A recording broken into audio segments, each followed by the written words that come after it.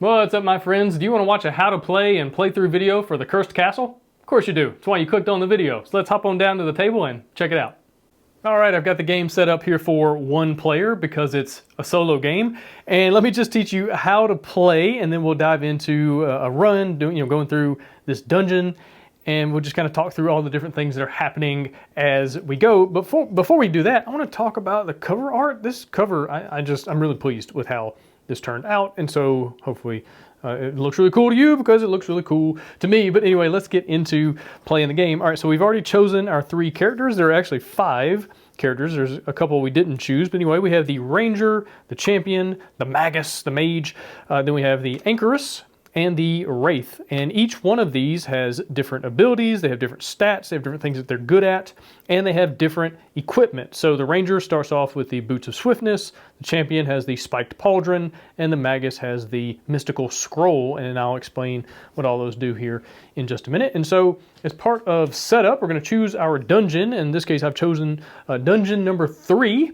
I'm a big fan of this one. I chose this one for this video because it has a lot going on. I want you to kind of see a lot of different things that are happening. Not everything that's in the game is in this deck. Different dungeons do different things. They affect your dice in different ways, cause damage in different ways. But anyway, this is a really good preview or an example of what all can happen throughout the game. So anyway, we can shuffle this up a little bit, and then we're going to take our mini boss, in this case the ogre, that gnarly looking guy, and we're going to put him somewhere around halfway, something like that.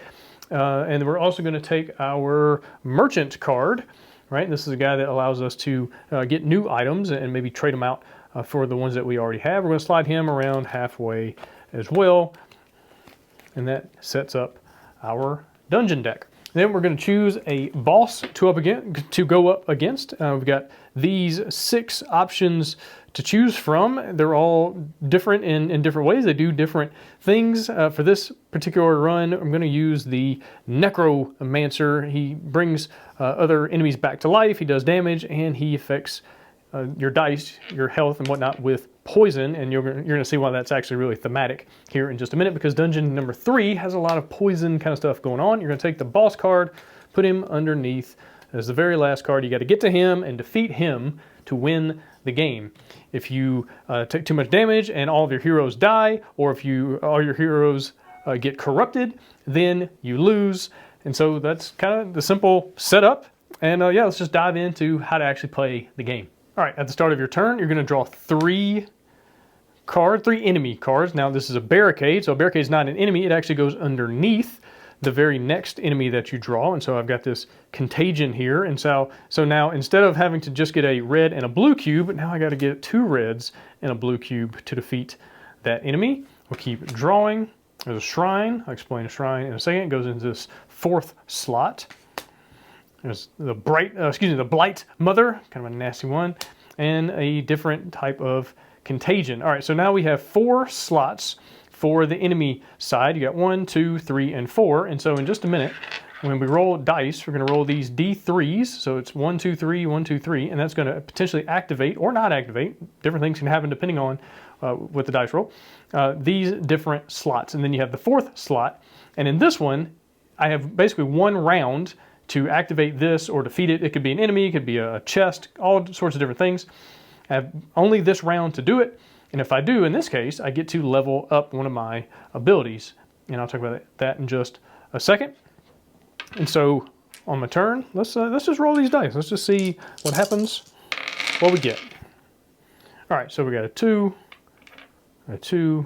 and a 3, and so this slot 1 is not going to be activating, at least in the active side. We'll talk about that in just a second. I got a 3, a 5, and a 6 that I need to use and change and manipulate and combo in order to get these different cube colors in order to defeat these enemies.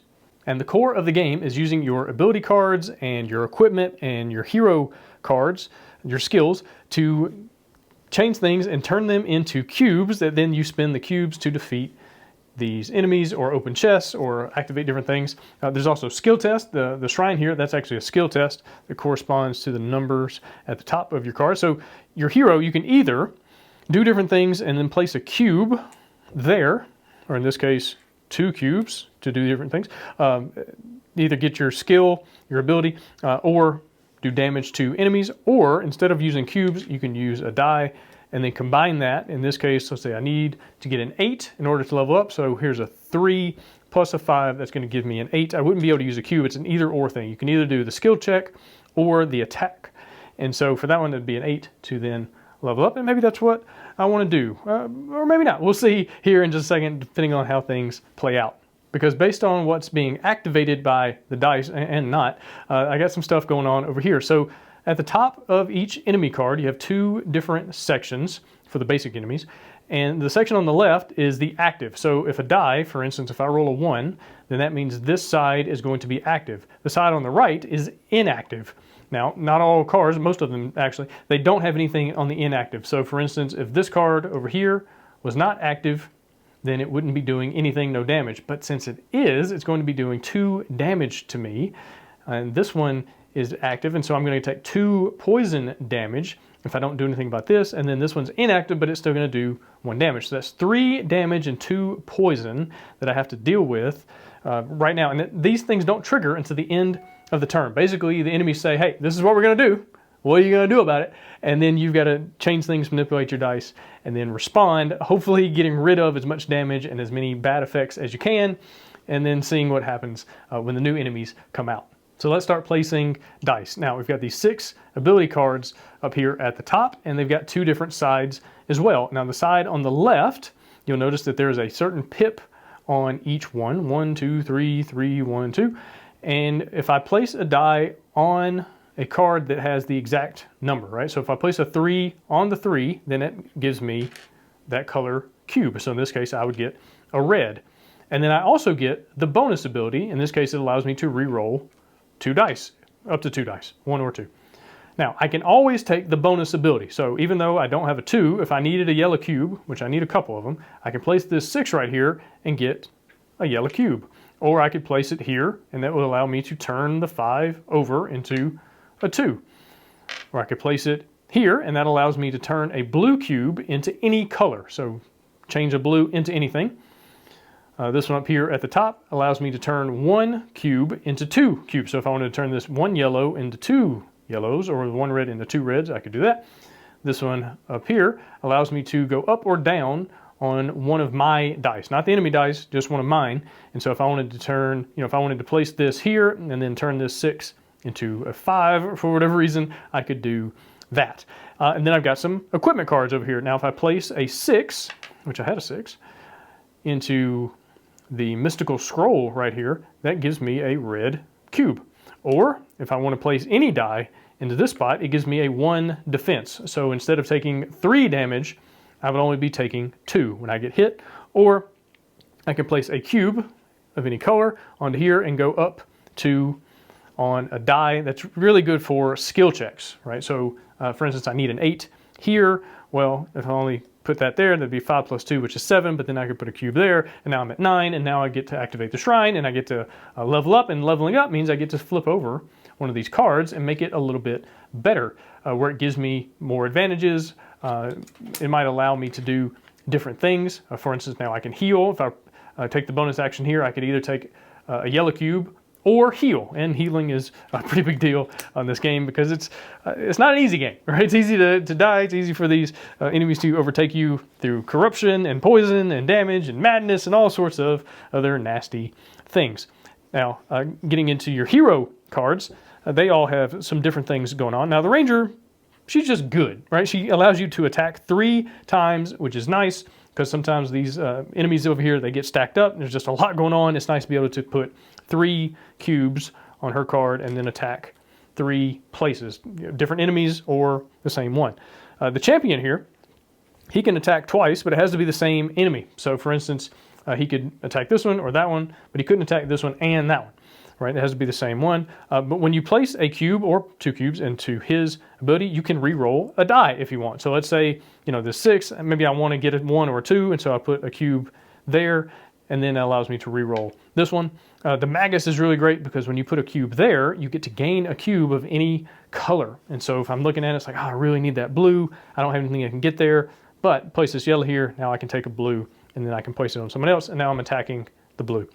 Whenever you take damage, you're going to flip over a card based on how many times you get hit, right? So if I get hit once, I can choose which one I want to flip. If I get hit twice, I can flip 2 of them. I hit 3 times, now I'm flipping all 3 cards over, and then things change a little bit. The numbers at the top are different for skill checks.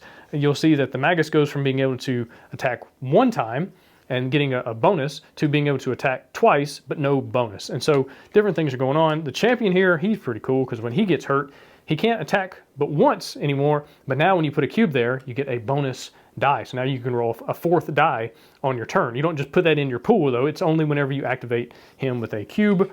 And then the ranger, she can only, she goes from 3 attacks down to 1, but now she can manipulate the enemy dice. And so she could be, she can move a 2 and turn it into a 1, or move even the 3 down over here to a 1. She can move 1 die on the enemy side. So maybe you kind of manipulate some things, not take quite as much damage after you're already injured. Whenever you take a 4th damage, you're going to lose a hero, and you can either play with a little more control and determine, okay, I want to get rid of this one, or you can roll one of these D3s and say, all right, 1, 2, 3, and let's see what the dice gods have to say about who needs to be eliminated. Now, as we go through the dungeon deck, we'll be able to add potentially more equipment. We might be able to get some items, which give us some boosts and some bonuses, some benefits.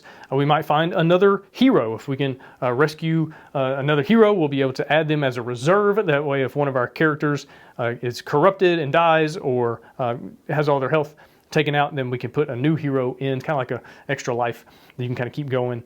But again, the way you lose the game is if all of your heroes are dead before you beat the final boss. All right, let's see what we're going to do with these dice. All right, it's kind of lucky that we got a shrine here on the first turn, allowing us to update or upgrade one of our abilities, level up one of our abilities for the rest of the game. That's kind of nice, so I want to take advantage of that. And so if I put a 6 on the 2 here, that's going to give me an 8 to be able to activate that. So that's kind of cool. All right, so I'd like to get rid of this guy because he's about to do 2 damage, so I need a yellow cube in some way. Now I can put something here and just take the bonus action, but then I don't get the double, right? I don't get to take advantage of both sides of the card. So let's see what's going to make sense. All right, the Blight Mother is going to do 2 poison, which is going to turn 2 of my dice into poisoned dice, and then at the end of my turn, any poison dice that are still there, I take that many damage. So that's not great. I don't take any damage this turn, but it sets me up for more damage next turn. So let's try to get rid of her. And all right, so I need a yellow, a yellow, and a red. All right, if we go to here, we take a yellow, and then actually if we take the 6 and get a red right there, then instead of the 5, let's do the 3 right there to get the yellow. Let's put the 5 on the ranger. It gives me a 9, which is 8 or more. So I'm still activating the shrine. I gained a red. Let's place the red onto the Magus here, and I can take a cube of any color. Let's take a yellow, and that's going to give me 2 yellows and a red. And so if I go, let's see. Actually, if I had put a yellow there and then still gained a yellow from it, and now I can put the red and the yellow there because I'm attacking the same one, and we're going to take out the Blight Mother and the Contagion, but I am going to take 1 damage. I'm going to damage the champion though because I like having that extra die. He's closer to dying, he's closer to being out of the game, but I like having that 4th die, and that allows me to level up one of my cards. And for this one, I think health might be a big deal with all the poison damage that I know is in this deck, and so let's upgrade something that gives us access to healing. I know that one does. So does this one. I'm going to keep it at this one right here. So now that one is leveled up, and we're going to get rid of these cards, put them up here into the discard pile. The shrine goes away, and now we need 2 more enemies. Another Contagion. Oh, a captive. So if we rescue her, we get to add a hero to the reserve. That'd be kind of nice. Oh, and there's a Banshee. Banshees are terrible. So when they're activated, they do corruption damage. When they are not activated, though, they steal a die. They steal one of your hero dice during the next round. So it's something you want to try to get rid of and not lose your dice. So these all go over here back to the supply. And then let's take these dice and let's see what happens. All right, so we get the 3, so the Banshee is going to activate. It's probably better than not. a 2, and a 1. So all 3 are going to activate, and then I have a 4, a 6, and a 6. All right, I would like to get the captive because it's basically an extra life, right? So it's an extra a couple damage that you can take over the course of the dungeon. And I've got some high rolls, which is also very nice. I'm currently taking 3 damage and 1 corruption. And the way corruption works is you have these black wooden discs that they're actually going to be screen printed in the final version. But anyway, if a hero ever has to take, so if you have 3, not the end of the world, but if a hero ever has to take a second corruption, they're out of the game, right? So you could either lose heroes through health and damage, or through corruption, or through madness, which are these purple dice, but that's not in this particular dungeon. It works similar to poison, except you can't get rid of it. You can't heal out of it. If you go mad, there's nothing you can do about it, but that's for dungeon number 4. All right, but let's see what these dice have in store for us.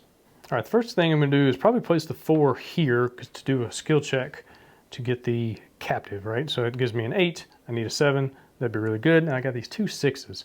6s aren't necessarily great for your abilities because you can't get the benefit of the dual action, the double action, but they do other things. So let's put this here to get a yellow cube. Put the yellow cube on the champion that he can use to kill the contagion here, and it gives me a red die to roll. Ooh, a 2. 2 is a nice roll because it gives me some other options. Now, you can only activate one of these ability cards once on your turn, right? So it's not like, oh, I'm going to stack up a bunch on the same card. You kind of have to be strategic or tactical about which ones you're going to use. I would like to get 2 yellows. No, I'm going to take a corruption. I'm not going to worry about the corruption. I'm going to try to get the captive, try to take care of this 2 damage. If I can, take on this one. So I need 2 reds and a green. All right, now that I think about it, I'm not going to be able to take out this one because I've only got access to 1 because the ranger, or 1 cube area, because the ranger is being used for the skill check. I could put this here and that would give me 3 though, but I think I'm going to need to use that skill. And so that's the juice of the game, right? You've got all these different options and different things you're trying to play out in your head. You're like, if I do this and I can do that and maybe this other thing. And so it's kind of the loop, or the core game loop. It's just figuring out what's the best use of all these different options on your turn to create these combos and kind of figure out how to get out of this alive. All right, I'm not going to be able to kill as many as I would like, so we're just going to try to get by without taking too much damage. And all right, so I'm going to place a die here, which allows me to double any cube I've already got. And so I'm going to double the yellow, place the yellow there. Now I can take whatever color I want. I'm not going to be able to place it, but we'll just take it just because. And then I'm going to take the 6 here. I'm going to place it on the pauldron, and that's going to defend or protect me from 1 hit. And so that's what we got. All right, we're going to go left to right. And so this goes here, and so this contagion is dead. Put them in the discard pile. This yellow goes here, and so that's some damage for the next round. And then got nothing else going on, so then the enemies go. So this is going to do 1 damage, which gets blocked by the pauldron, and then the banshee is going to do 1 corruption, and we'll give the corruption to the ranger here. So not great, but not terrible. We also got the captive with the 8 needed a 7, so that goes there. And we'll take the Wraith. Wraith's he's kind of a cool guy. So we'll take him over here, and he'll be in our reserve just in case the likely thing that happens and somebody dies. All right, so the banshee is going to slide down into the 2 position, and we're going to turn over another card, and we got another contagion. Roll those dice there. So that's a 2, and then 2 1s. And then these 3, see what happens.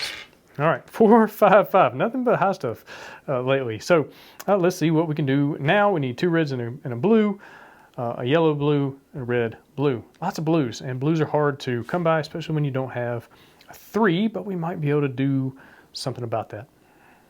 All right, let's take this 5 and go here and take a yellow cube. Let's put it on the champion so he can roll his red die, and it gives me a 3. That works out really well because now I can potentially get a blue to be able to probably want to get rid of this contagion because it's about to do 2 damage. So anytime you roll multiple dice for one of these enemy slots, it activates that many times, right? An enemy can activate up to 3 times if you roll 3 of the same number. So let's take that 3, put it there. It gives me a blue. It allows me to turn a blue into any color as well, but I don't think that's going to be useful. So let's put the blue there on the Magus, which allows me to take 1 of any color. I'm going to take a red.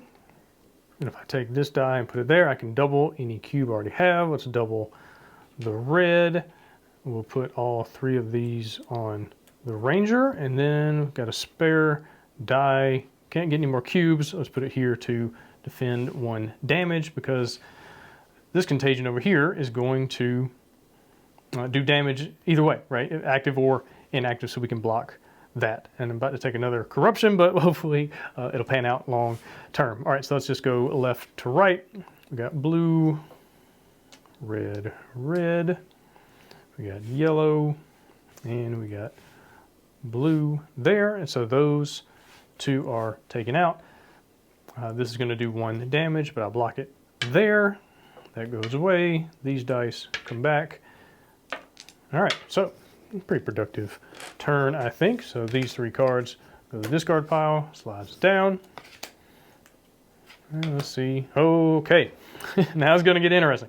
This is a mini boss, right? So the ogre comes out. He needs 4 cubes. If he's active, he does 1 damage. If he's inactive, he poisons. And then if I can beat him, then I get to level up. There should be an icon right there. It'll be on the final version. This is very much a prototype. I literally printed it off on my home computer and laminated everything, and so it's good and functional, but it'll be a lot better. The colors will be better. Everything will look a lot more crisp and more clear, a lot more clarity in the final version later. But anyway, let's see what happens. Let's see what activates. Okay, a 3, a 2, and a 2. So right now I am taking 1, 2, 3, 4 damage, and let's see what we can do. 1, 5, 6. All right, let's get a red going right there and put the red on champion. Let him roll. Another 6, not great. All right, let's see. Put this one here, which gives me a yellow and lets me flip a die. Can flip that to a 1. Put the 1 there, which lets me double a cube that I already have. Let's see, I need another red, but I also need 2 blues. All right, so I'm not going to be able to take out as many as I had hoped, but let's see what we can do. Let's double the red, and we can place, let's place the red there. It gives me a blue, any color, and then we can place yellow, blue there. Got an extra die, which I could get another yellow. That's not necessary. Can't really use a 5. We'll put it there to defend 1 because I'm about to take some hits. All right, so we got the yellow and the blue and the red, and I think I'm going to put this on him just for the next round. All right, so this guy is gone. Don't have to worry about him. He's going to do 1 damage. It gets blocked there, and then he's going to do another damage. And let's flip over the Ranger. Now she can't shoot as many times, but she can manipulate the dice down here, which could be helpful. These slide down. Put that guy over. Oh, there's the merchant. Okay, when you draw the merchant, he goes there. If you are able to activate him with a 6, you can draw 2 equipment cards and then keep 1 of them. So that could be good. Need another enemy. Oh, it's a chest. Now, if you get 2 of these cards that go in the 4th slot, it just supersedes. So whichever the latest one is, you just put that on top. And now if I activate this, I get a item, which do different things, different bonuses, although it's gonna be kind of hard with all this other stuff going on for this particular round. Well, here's a Mimic. And the Mimic, you can either get an item, you don't have to, you can either activate this up top or not. You can only activate it 1 time though. He only needs a blue cube to defeat, but when he's active, he steals an equipment from you. So if you're not able to take him out, he will take 1 of your equipment cards. It's kind of nasty, especially if you roll 3 activations and he tries to take all 3 of your equipment cards. But let's roll dice and see what happens. 1, a 1, and a 3. Okay, so the ogre is not activating, which means he will try to poison us, and the mimic's trying to steal one of our equipment. All right, a little bit better spread, 1, 4, and 6. Let's see what we can do.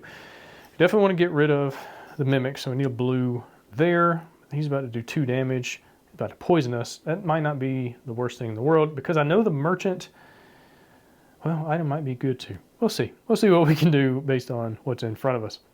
All right, let's put a 1 here, gives me a red, and let's double it. Let's put my red on there, roll my red die, another 1, okay?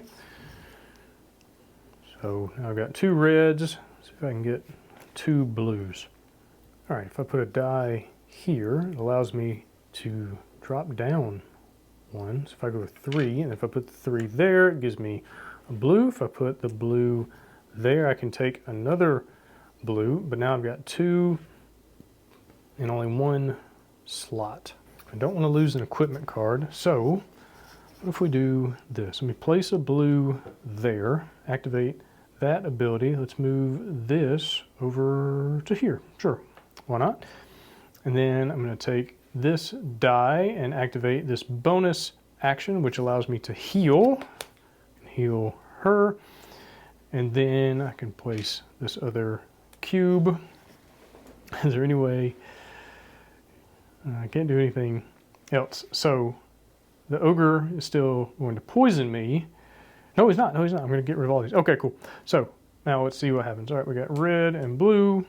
We got red and blue. So both of these guys are out. The mimic was inactive because I moved the die, so he's not going to activate. I could have gotten the chest, but we're not going to worry about that. So these go away. No damage. Always a good turn if you don't get hit by anything. Stack those up a little bit. That goes to here. Ooh, fungal stalker. Got more poison. Now the merchant is back available, and so maybe we can activate him. Let's see what happens. All right, we got 2 1s and a 3. So the mimic's going to try to take 2 of my equipment, and the banshee's going to try to give me some corruption. All right. Now the fungal stalker is an 8, and so that's a skill check to defeat him instead of a cube. And so that, let's see, I got the 4 here, so we could do that. We're going to leave that there for now as the way to get around. Although it's not going to hit me, so maybe I don't worry about that right now. Yeah, in this case, I think the equipment might be a better way to go. Yeah, so if I place the 2 here, I can take 2 yellow cubes. I'm going to place them there and there. Placing the yellow there, I'm going to take a blue, taking them there, activate the red die. I got another 4, 3 4s. All right, let's see what we can do with that. Although no, if I do this, I won't be able to get the merchant. So maybe we hold off on that. Choices. Well, I need a blue, need to activate a blue so I don't get hit twice and lose 2 equipment. Defending only defends against damage. It doesn't defend against other things like poison or status effects or being stolen from in this case. So I would lose 2 items or 2 equipment and then gain 1. That's not a trade I really want to do. And so instead, I think I'm going to forego worrying about the merchant, and I'm just going to try to take out these 2 if I possibly can. So I'm just going to put that right there. All right, if I place a die here, I get to double a die. I need another blue, and I've got a blue, so let's double that one. And then I might not even need these other 2 dice. Yeah, I think that's all I'm going to do for this turn. All right, so we go left to right. We're going to go blue, blue, yellow, yellow. All right, so mimic goes away. Fungal stalker stays. Banshee goes away. Merchant, unfortunately, goes away. Let's draw a couple equipment cards, see what we would have gotten. Prayer scroll. Actually, that belongs to the anchoress, so that would have been hers. And that belongs to the wraith when he comes up. And the pendant of power. So this one allows you to trade a blue in for 2 yellows, and this one allows you to take 1 cube and then turn it into a cube of any color. So that's kind of cool. And that would have been just kind of going down below. One of the other ones gives you access to just an extra thing that you can do on your turn. But oh well, can't win them all. And so let's see what else we got. We got the Mimic, we got another Shrine, so we're going to level up again.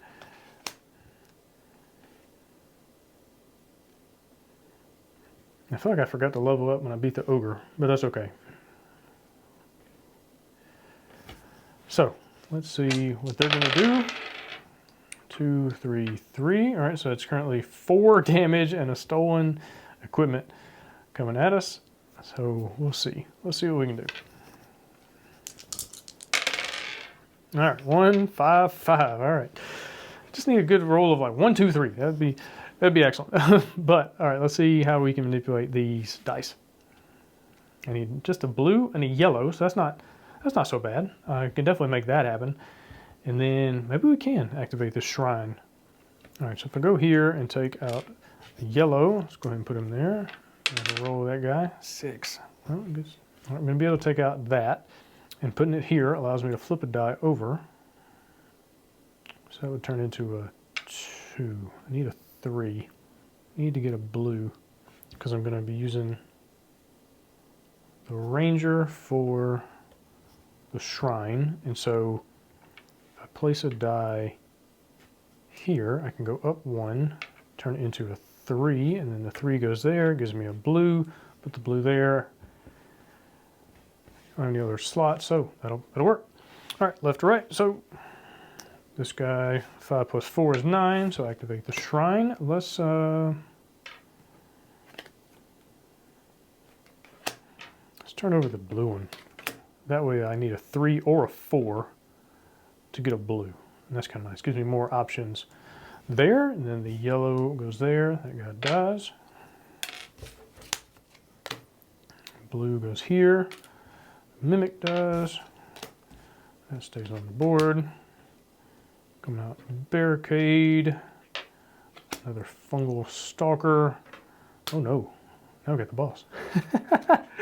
Then the boss comes up. All right, so we're doing pretty well though, overall. Now I will mention that this is the easiest way to play the game. These are the 3 characters that if you want to like start off with, they make the game kind of the least challenging, you might say.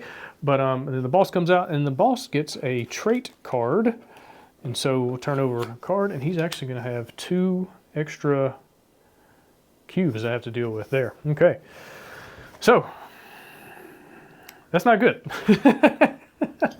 That's a lot going on for this last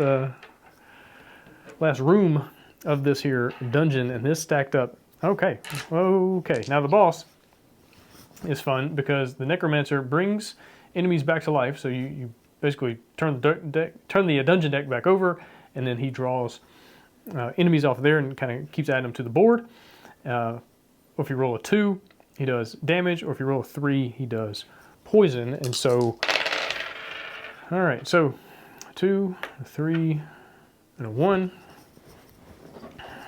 All right, and we're gonna roll our 3. There we go. 1, 1, 2. Okay. All right, that gives us some options. Now the boss is going to do all 3 of these, because when you have a boss that comes out, he's in the 3rd slot. It's just every die that you roll activates these 3 things. So right now he's doing all 3 of these because we rolled a 1, a 2, and a 3.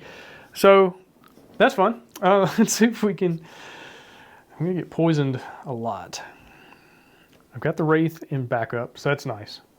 This is a really good roll for abilities, but a terrible roll for skill checks. And we got 3 skill checks here on the board, and so let's see what we can do.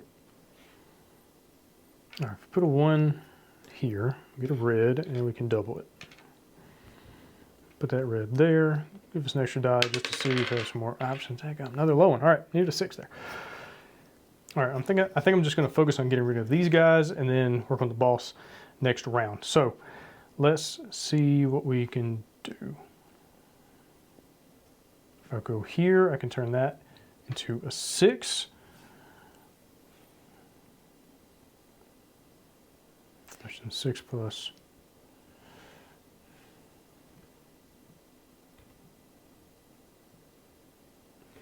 4 gives me the 10, so that's 9 and the red right there, so that's taken care of. Can I get to an 8 somehow? If I go here, that gives me the 9 that I need. If I put a cube, it turns this into a 4. 4 plus 4 is 8.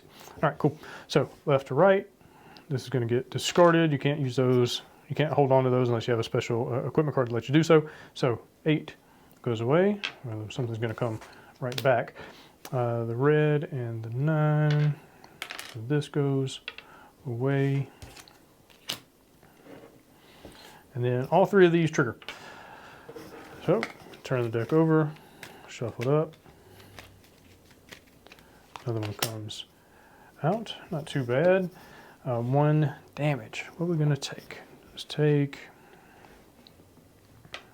I like the Ranger being able to do a lot of different things. Let's take the Magus there with 1 damage, and then also we're going to take a poison.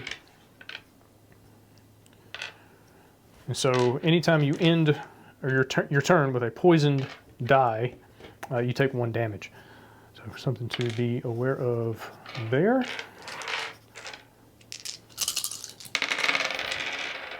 All right, so 1, and you get 2 more poison. That was a 3. Let's see what we can do. If we go here, we get a blue. It's nice.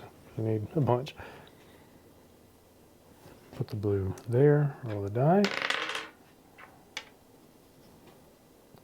Put a 3 here to get a red. Let's just roll the dice, take the double reroll and see if we get anything better. Okay, 1 and a 6, could be better. Put the 1 here to get a red. And to double something, we'll need 2 reds and another blue. So get that double blue there. Got 1 die left. Now I could use it to soak a damage, which might be what I need to do. So I'm about to take 1, 2 damage, and then my other 2 dice poisoned, which will do more damage next turn. Maybe I can take him out though. Another enemy's going to come out as well. But to win the game, you just have to beat the boss. So if I can get rid of him, then the other stuff that's out here won't matter.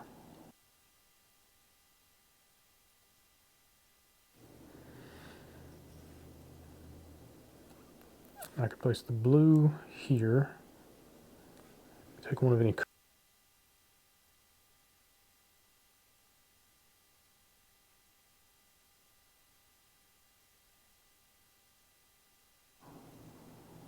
A little bit longer. All right.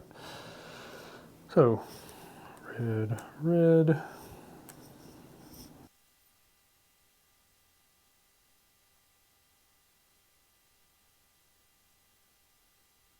In skill check and get a yellow cube, we can win next round. But I'm going to take 1 damage here, 1 damage there.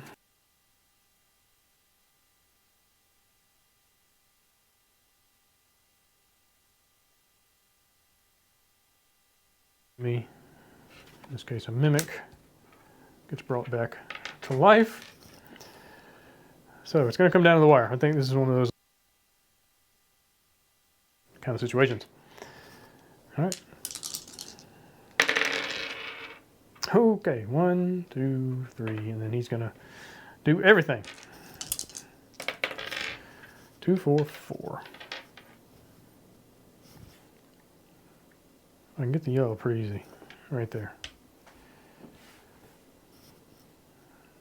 Gonna get up to a 10. If I want to really go overboard, do that there. Roll a red. Oh, easy. 6. It gets me to an 8. Oh, I guess I could just do that right there. 4, 8, 10. Which is good enough to win, I believe. So we'll do the 10 there to cover up that. The yellow there. So those 2. And the Necromancer is defeated. If I had not defeated him there, I would have taken, let's say I would have lost an equipment. If I couldn't get rid of that somehow, then I would have taken 1 damage, and then 2 damage, and then 3 more. So 5 damage. So it really was, I mean, it was win on that turn or basically lose 5. I mean, 1, 2, I've only got 3, 4, 5 left in the tank. So yeah, win or lose on the very last turn, which is really what I aim for when I'm designing or developing a game. Is you either get right there at the end and you either win or you lose, but hopefully you had fun along the way. So there you go. That's the Cursed Castle. Hopefully it's interesting to you. Again, it's a lot of thinking involved. It's a lot of like, okay, this and that and the other and ins and outs and what have yous. And it's a lot of fun. I really enjoy playing it, and there are a bunch of different dungeons, a bunch of different heroes, tons of equipment cards. We didn't even go through a bunch of bosses and different effects there. So there's a lot of different things going on. You can definitely make the game easier or harder. Again, this is basically the easiest difficulty with these 3 characters and these 3 items. It kind of gives you just